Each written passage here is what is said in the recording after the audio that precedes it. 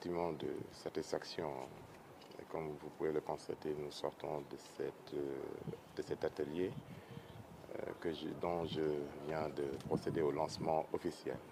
Donc, je l'ai dit, c'est un projet qui vient en appoint déjà aux initiatives qui ont été déjà développées par l'État et qui vont dans le sens de promouvoir les activités agro-pastorales. Aujourd'hui, le ProAct va dans le sens de développer cette filière, d'autant que c'est un projet qui part du constat de difficultés. C'est quoi qu'on puisse dire également, c'est un secteur qui regorge de difficultés. Maintenant, la pertinence de ce projet s'évalue au niveau de l'analyse déjà de ces difficultés-là et également des moyens, des stratégies qui vont être développés pour pouvoir contourner ces difficultés-là. Ce que nous apprécions d'ores et déjà, c'est le fait que c'est un projet qui permettra déjà aux collectivités territoriales de pouvoir bénéficier de retombées sur le plan fiscal.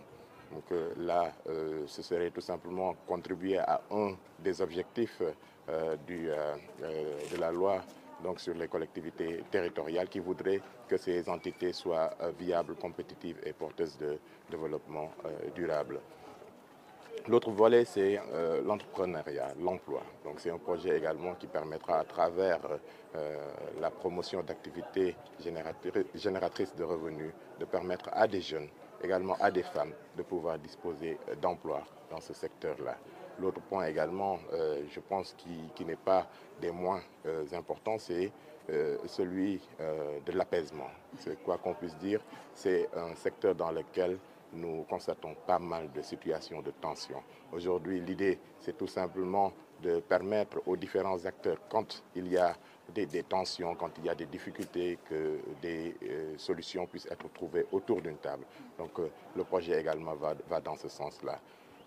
L'autre point dont il ne faudrait pas omettre de parler, c'est que c'est un projet qui est à cheval entre le Sénégal et la Guinée. Et à ce titre, je pense qu'il est important de pouvoir envisager des stratégies qui vont dans le sens de permettre que si, par exemple, il y a des difficultés qui sont constatées dans le pays voisin, qu'on puisse prendre exemple à partir des solutions qui ont été mises en œuvre pour pouvoir les dupliquer ici au Sénégal et vice-versa. Je pense que c'est tout l'intérêt aujourd'hui de voir ce projet-là être aujourd'hui à cheval entre le Sénégal et la Guinée. Et c'est une filière qui fait vivre beaucoup de gens, qui rapporte beaucoup d'argent au niveau local.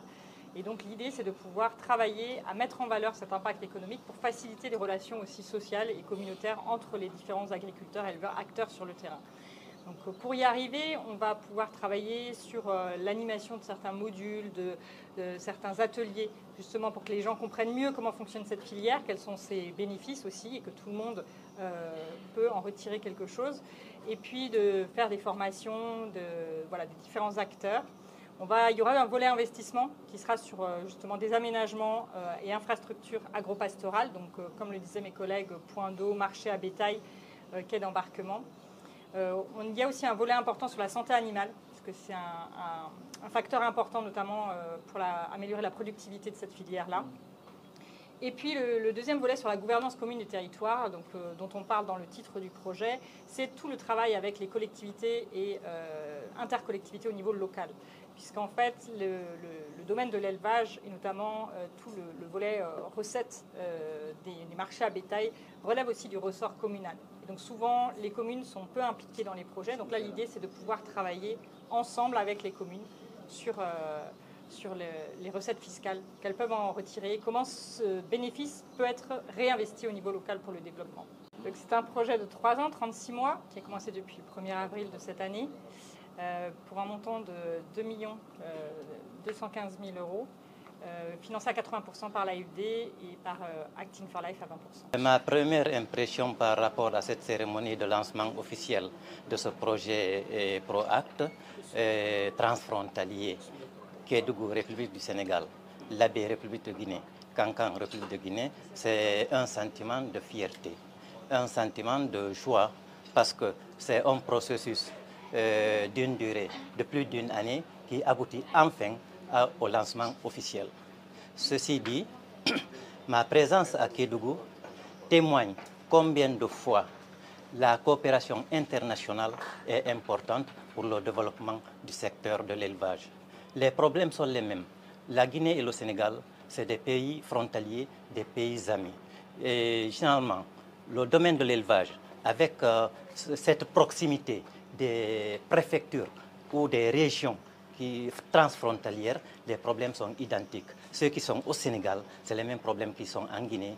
Et ce projet qui vient fédérer les 2 ou les 3 régions va sensiblement ou absolument renforcer la collaboration et résoudre les problèmes du secteur de l'élevage dans les 2 pays. C'est une rencontre capitale parce que c'est une rencontre qui a réuni la région de Kankan et de Labé, plus le département de Kédougou qui est la zone cible. L'objectif, c'est de voir comment régler les problèmes de l'agropastoralisme dans les 2 pays qui sont frontaliers et nous savons déjà que l'animal n'a pas de frontières. C'est ce qui a valu aujourd'hui Acting for Life avec l'AFD. Ils ont fait une prospection depuis 2023. Et la chance que nous avons, ils sont venus, nous les remercions entre parenthèses, rencontrer au niveau de l'ARD tous les élus de la région de Kédougou, tous les bras techniques, tous les services départementaux comme régionaux, pour qu'ils sachent l'ampleur qui nous attend par rapport à ce projet. C'est la phase prospection. Nous avons eu à monter le projet, comme l'a dit mon collègue de Guinée, et Dieu a fait. Ce n'était pas seulement l'association des éleveurs qui était compétitive, il y avait d'autres organisations pastorales, mais par la grâce de Dieu, l'association des éleveurs a été identifiée comme le projet qui va piloter ce grand projet de 36 mois, disons 3 ans.